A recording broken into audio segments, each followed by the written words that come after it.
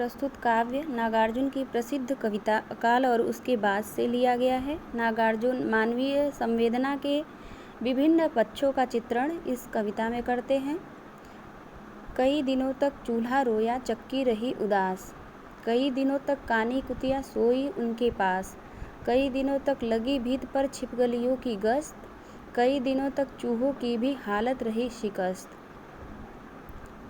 इन पंक्तियों में आप देखेंगे कि बाबा नागार्जुन ने अकाल के बाद की स्थिति को चित्रित किया है कि किस प्रकार अकाल पड़ने पर मानव के साथ साथ सजीव जनजीवन के साथ साथ निर्जीव पर अकाल का क्या प्रभाव पड़ता है, उसको बहुत ही बखूबी ढंग से बाबा नागार्जुन ने अपनी इस कविता में चित्रित किया है। कवि नागार्जुन भीषण अकाल की स्थिति का वर्णन करते हुए कहते हैं कि कई दिनों तक चूल्हा रोया, चक्की रही उदास। अकाल की स्थिति होने के कारण कई दिनों तक चूल्हा नहीं जला और अनाज न होने के कारण चक्की भी नहीं चली। इस कारण उन्होंने चूल्हे को रोते हुए दिखाया है और चक्की को उदास बतलाया है। अकाल के स्थिति में अनाज के अभाव में मानव के साथ अन्य जीवों की स्थिति भी दयनीय हो गई है।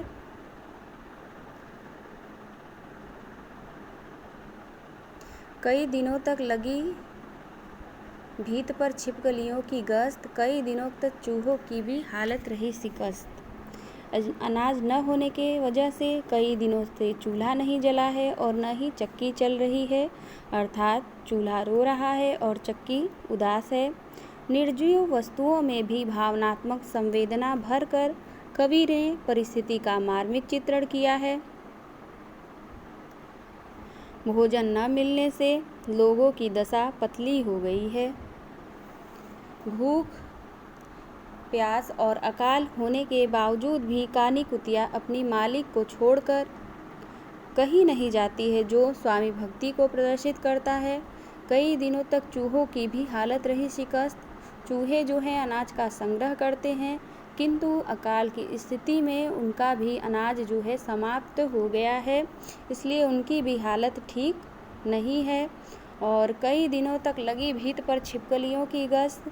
बरसात न होने के कारण छिपकलियां भी दीवार पर काफ़ी दिन तक कीड़े मकोड़ों का इंतज़ार करते हुए थक गई हैं, इसलिए उनका भी हालत खराब हो गया है। दाने आए घर के अंदर कई दिनों के बाद, धुआं उठा आंगन से ऊपर कई दिनों के बाद। इन पंक्तियों में नागार्जुन ने अकाल के बाद की स्थिति का चित्रण किया है और अकाल के बाद जब वर्षा होती है, वर्षा ऋतु होने के बाद, वर्षा होने के बाद अनाज जब घर के अंदर आते हैं, तो उस स्थिति का चित्रण करते हुए बाबा नागार्जुन कहते हैं कि दाने आए घर के अंदर कई दिनों के बाद। दाने आए, अनाज का बहुत सारा ढेर नहीं आया, दाने आए अनाज के, मतलब कुछ थोड़ी मात्रा में जो है अनाज घर के अंदर आए और वो भी बहुत दिन के बाद। और बहुत दिन के बाद दाने आने के कारण अब जो है चूल्हे में आग जलेगी। धुआं उठा आंगन से ऊपर कई दिनों के बाद। चूल्हे पर भोजन बनने की तैयारी के क्रम में आंगन से धुआं उठने लगा है और इस धुएं को देखकर कवि जो है एक तरीके से आशा को प्रदर्शित करते हुए कहते हैं कि चमक उठी घर भर की आंखें कई दिनों के बाद। उस धुएं को देखकर घर भर के लोगों की आंखें आशा के कारण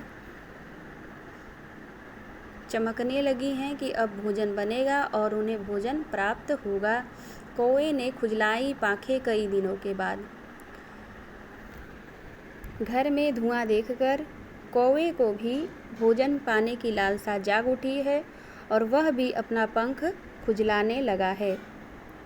इस प्रकार हम देखते हैं कि बाबा नागार्जुन ने अकाल और उसके बाद कविता के माध्यम से न केवल मनुष्य समाज बल्कि मनुष्य के इतर जो समाज है उनके भी जीवन को बखूबी चित्रित किया है। इसमें छिपकली, शिकस्त खाया हुआ चूहा, कानी कुतिया भी है इस कविता में। काव्य संवेदना का क्रमशः विकास हुआ है। सजीव के साथ साथ बाबा नागार्जुन ने निर्जीव वस्तुओं में भी जान भर दिया है। चूल्हे का रोना, चक्की की उदासी अकाल पीड़ित मानवों के प्रति संवेदना व्यक्त करता है। चूल्हे की सार्थकता जलने में तथा चक्की का चलने में है। चूल्हे का रोना दरिद्रता और कुछ न होने का प्रतीक है। कानी कुतिया कहना कुतिया की विशिष्टता को ध्वनित करता है। मालिक को छोड़कर कानी कुतिया जाने को तैयार नहीं है। उसमें वफादारी व एकनिष्ठता का भाव विद्यमान है।